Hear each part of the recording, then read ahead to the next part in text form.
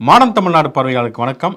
நம்ம ஷோக்குள்ளே போகிறதுக்கு முன்னால் ஒரு சிறு விளக்கம். நேற்று அந்த ராஜஸ்தான் 21 கோடி ரூபாய் மதிப்புள்ள எருமை பற்றி நம்ம பேசுகிற பொழுது நான் என்ன சொல்கிறேன்னா, பசுமாட்டை புனிதமாக பார்ப்பது, எருமை மாட்டை இழிவாக பார்ப்பது என்பது தவறு அப்படின்னு சொல்லிட்டு சிலப்பதிகாரத்தில் வந்துலாம் பல விளக்கங்கள் சொல்லியிருந்தேன். ரஞ்சித் குமார் என்கிற ஒரு பார்வையாளர் என்ன பண்ணிருந்தாருன்னா, 21 கோடி ரூபாய் வந்து ஒரு எருமை மாட்டுக்கு செலவு பண்ணது சரியா, பெரியா இருந்தால் அதை ஏற்றுக்கொண்டிருப்பாரா அப்படிங்கிற கேள்வியை கேட்டிருக்கிறார். அதாவது என்னென்னா, 21 கோடி ரூபாய் எருமை மாட்டுக்கு செலவு செய்தது சரி அப்படின்னு நம்ம சொல்லலாம். பெரியாரை பொறுத்த வரைக்கும் ஒரு சிக்கனக்காரர் அப்படிங்கிறது உலகத்துக்கே தெரிந்த ஒன்று தான். ஆனால் இதில் என்னென்னா பசுமாடு அப்படின்னா தான் நிறைய செலவு பண்ணுவாங்க, அல்ல அதுதான் ஒரு உயர்ந்த இடத்தில் இருப்பது. அதாவது மனிதர்களுக்குள்ளே மட்டும்தான் உயர்ந்தவர் தாழ்ந்தவர்ங்கிறது இல்லை, விலங்குகளுக்குள்ளும் உயர்ந்தவர் தாழ்ந்தவர்ங்கிறது நாம் மனிதர்கள் வகுத்து வைத்திருக்கிறோம். அது அடிப்படையில் தவறான ஒன்று. ஒரு பண்டினா இழிவானது அல்லது ஒரு எருமை மாடுனா இழிவானது என்கிற ஒரு பார்வை மாற்றப்பட வேண்டும் அப்படிங்கிறதுக்காக தான் அதை சொல்லியிருந்தோம். ஒருவேளை சரியாக விளக்காமல் கூட இருந்திருக்கலாம். அந்த வகையில் இதுதான் நம்முடைய கருத்து அப்படின்னு சொல்லிட்டு ஷோக்குள்ளப்போம். இது முச்சந்தி ஷோ. நான் உங்கள் சோகநாத் திவாகர். நான் உங்கள் பன்னீர் பெருமாள்.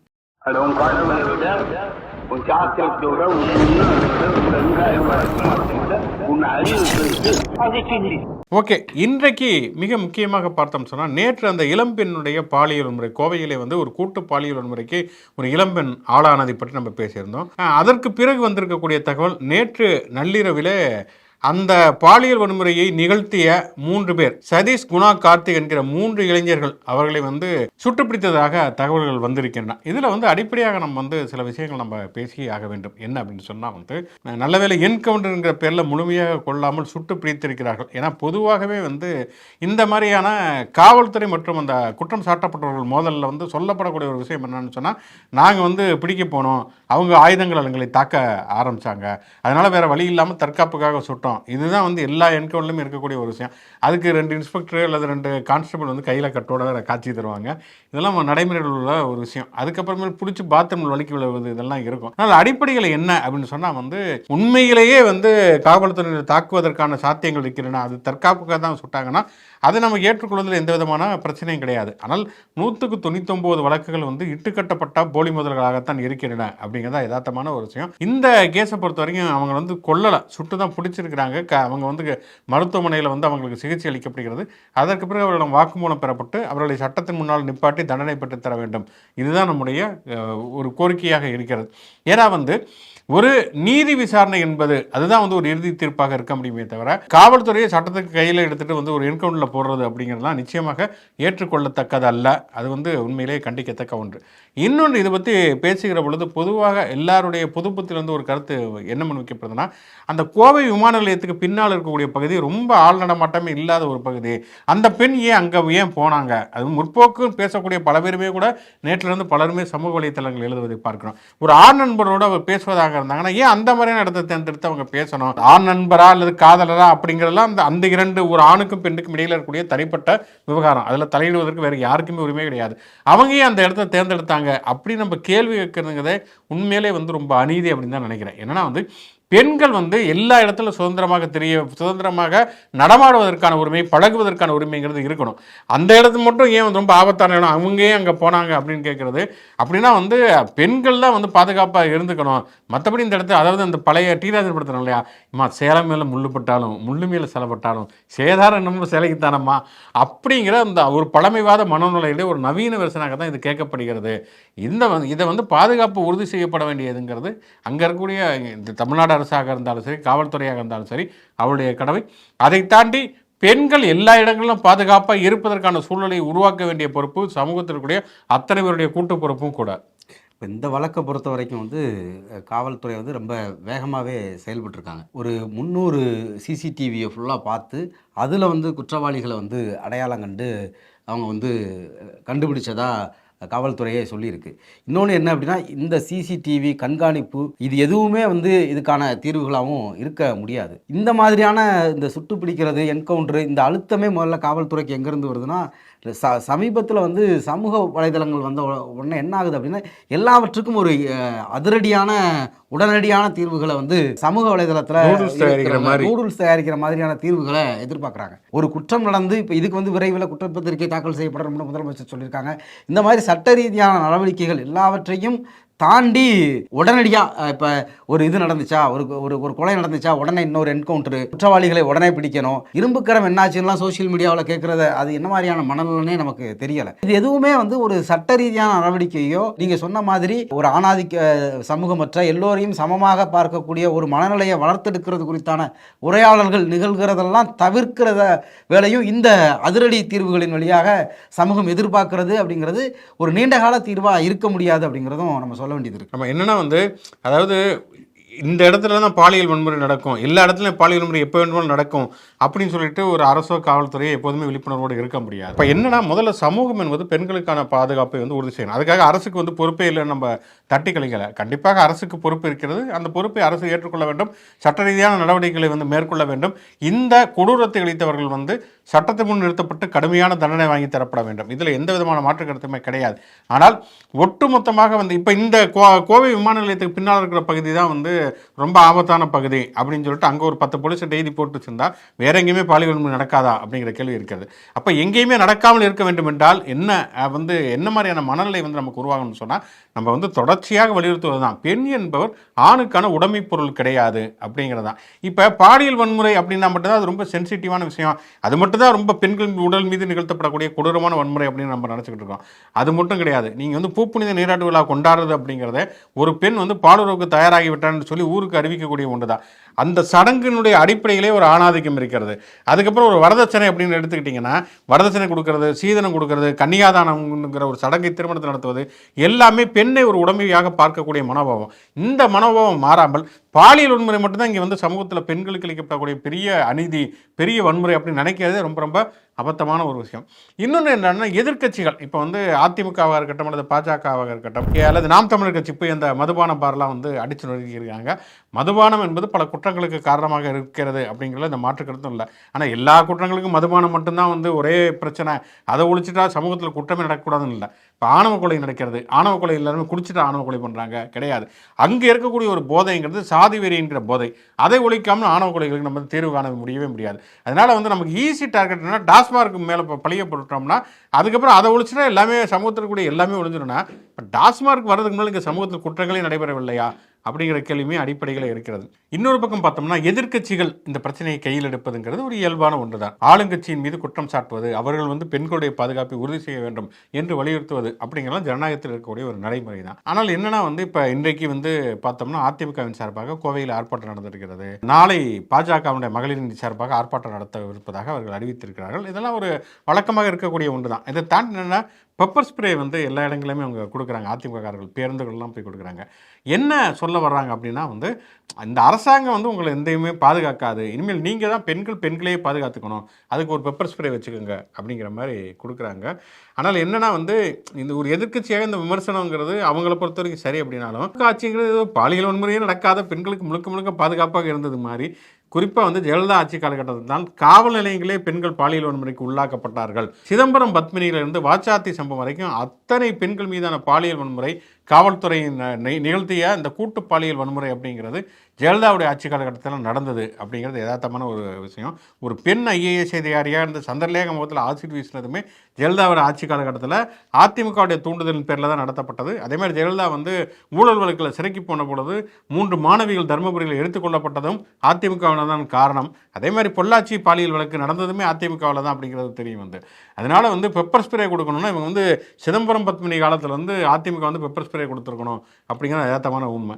இன்னொரு பக்கம் பிஜேபி அதிமுகவாவது ஏதாவது ஒரு வகையில் சேர்த்துக்கலாம், பாஜக வந்து இந்த லிஸ்ட்டில் சேர்க்கவே முடியாது. ஏன்னா வந்து குஜராத்தில் வந்து ஹத்ராஸில் வந்து ஒரு தலித் பெண் வந்து பாலியல் வன்முறைக்கு உள்ளாக்கப்பட்ட பொழுது அவங்க பெற்றோர்களுக்கே சடலத்தை கொடுக்காமல் காவல்துறையை எரித்த வரலாறு அப்படிங்கிறது பாஜக ஆட்சிக்கு தான் உண்டு.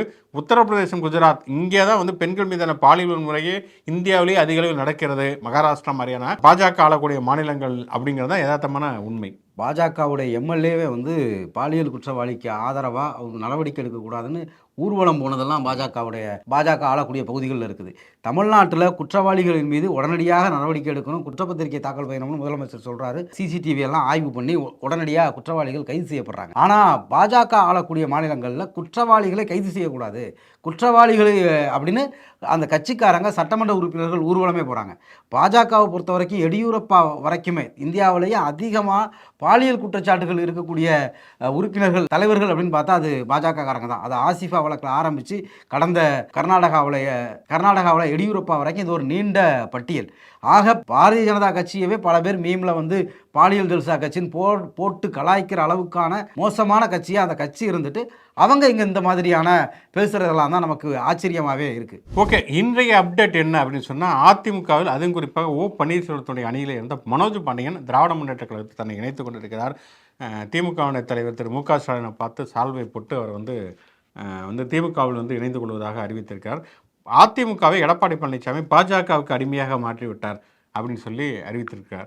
ஏற்கனவே பார்த்தோன்னா மருது அழகராஜ், மைத்ரேயன், இப்போ வந்து மனோஜ் பாண்டியன் சொல்லி தொடர்ச்சியாக திமுக வந்து ஐக்கியமாகி கொண்டிருப்பதை நம்ம பார்க்குறோம். இங்கிட்டு வந்து ஒன்று அதிமுக விட்டு அவங்களா விலகி போகிறாங்க, இல்லைன்னா எடப்பாடி பழனிசாமி நீக்கிறாரு. அவர் நீக்காத ஆலை கிடையாது, ஒரு இடத்துல அவர் தன்னைத்தானே நீக்குவாருங்கிற மாதிரி தான் இருக்கிறது. வலிமையான கூட்டணி அமைப்பும் அவங்க வருவாங்க இவங்க வருவாங்கன்னு சொல்கிறத தவிர அதிமுக இருக்க ஒவ்வொருத்தராக கலந்து போயிட்டு இருக்காங்க அப்படிங்கிறது இன்றைக்கி இருக்கக்கூடிய ஒரு யதார்த்தமான சூழ்நிலை. இதில் இன்னொன்று என்ன அப்படின்னா, மனோஜ் பாண்டியன் வந்து ரொம்ப நாளாக ஓபிஎஸ்ஸை நம்பி அவர் கூடவே எல்லா நெருக்கடிகளையும் தாண்டி பயணிச்சுக்கிட்டு இருந்தவர். இப்போ ஓபிஎஸ்க்கு இவங்கெல்லாம் ஒன்று சேருவாங்கன்னு அவர் எதிர்பார்த்துருப்பார் போல். மனோஜ் பாண்டியனுடைய இந்த பிரிவு அப்படிங்கிறது அதிமுக இனிமேல் ஒன்று சேர்றதுக்கான வாய்ப்பே இல்லாத ஒரு கட்சியாக மாறிடுச்சு அப்படிங்கிறத கூட நம்ம இதிலிருந்து தெரிஞ்சுக்கலாம். இன்னொரு பக்கம் என்ன அப்படின்னா, இதே மாதிரி பாமகவில் இவ்வளவு நாளும் வந்து அவங்க வந்து காமெடி செய்திகளாக கொடுத்துக்கிட்டு இருந்தாங்க. இன்னைக்கு அதிரடி ஆக்ஷன். பாட்டாளி மக்கள் கட்சியோடைய சட்டமன்ற உறுப்பினர் சேலம் அருள் அவரை வந்து வழிமறித்து அவர் மீது தாக்குதல் நடத்தியிருக்காங்க. அவர் வந்து என்னை வந்து தாக்குதல் நடத்தின எல்லாருமே அன்புமணி ராமதாஸோடைய ஆட்கள், அவர் வந்து நான் டீசன் அண்ட் டெவலப்மெண்ட் பாலிடிக்ஸ் பண்ணுறவன் அப்படின்னு வந்து மேடையில் பேசுகிறாரு.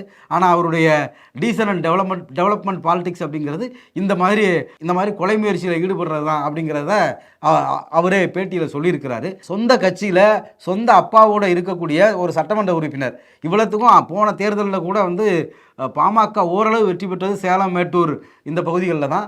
அங்கே இருக்கக்கூடிய ஒரு சட்டமன்ற உறுப்பினருக்கே இந்த தாக்குதலை வந்து அன்புமணி ராமதாஸோட ஆட்கள் நடத்தியிருக்காங்க. இதுக்கிடையில் அன்புமணி ராமதாஸ் பிரிவு பாட்டாளி மக்கள் கட்சியோடு எப்படி கூட்டணி சேருவது அப்படின்னு சொல்லி பாஜக நிர்வாகிகள் ஆலோசனை நடத்த போகிறாங்களாம். நீங்கள் சொன்னீங்க அதிமுக ஒன்றிணைவதற்கு வாய்ப்பு இல்லைன்னு. ஒன்றிணைவதற்கு மட்டும் இல்லை, உருப்படுறதுக்கும் வாய்ப்பு இல்லை அப்படிங்கிற மாதிரி நான் தோன்றுகிறது. ஏன்னா வந்து டெய்லி பார்த்தோம்னா வந்து கார்லேருந்து ஒரு டயராக கலந்துட்டு போகிற மாதிரி வந்து ஒரு நாளைக்கு சசிகலா போகிறாங்க, அடுத்த நாள் டிடிவி தினகரன், அதுக்கப்புறம் ஓபிஎஸ், இந்த பக்கம் செங்கோட்டையன், மனோஜ் பாண்டியன், மருது அழகராஜன் சொல்லி அதிமுக வந்து தினந்தோறும் ஒரு காலகட்டத்தில் தேமுதிகவுக்கு அப்படியே நிலைமைகள் இருந்தது. ஜெயலலிதா வந்து அந்த விஷயத்தை செஞ்சாங்க.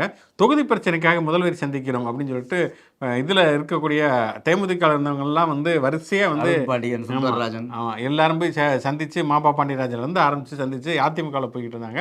இப்போ அதிமுகவுக்கு அந்த நிலைமை வந்திருக்கிறது. அவங்க வந்து விஜயை வந்து கெஞ்சி கூத்தாடி ஏதாவது கூட்டணிக்கு வாங்க அப்படிங்கிற நிலைமைக்கு தான் இன்றைக்கி அதிமுக இருக்கிறது.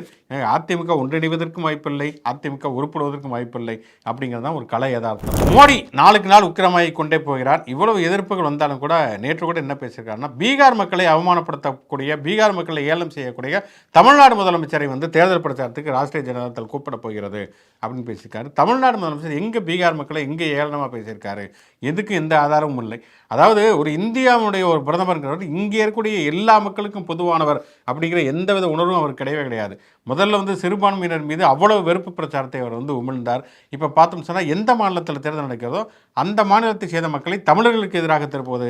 தமிழ்நாடு வந்துன்னா எனக்கு திருக்குறள் ரொம்ப பிடிக்கும் அப்படின்லாம் சொல்லி பேசுவது அப்படின்னு சொல்லிட்டு ஒவ்வொரு மேடைக்கேற்றாத போல ஒவ்வொரு விதமான நாடகத்தை வந்து அரங்கேற்றி கொண்டிருக்கார். அதனால தான் அந்த ஸ்டாலின் கூட கேட்டிருக்கிறார், நீங்கள் வந்து தமிழ்நாட்டில் வந்து இதை பற்றி பேசுவதற்கு நீங்கள் தயாரா அப்படிங்கிற சவாலை வந்து விட்டுருக்காரு.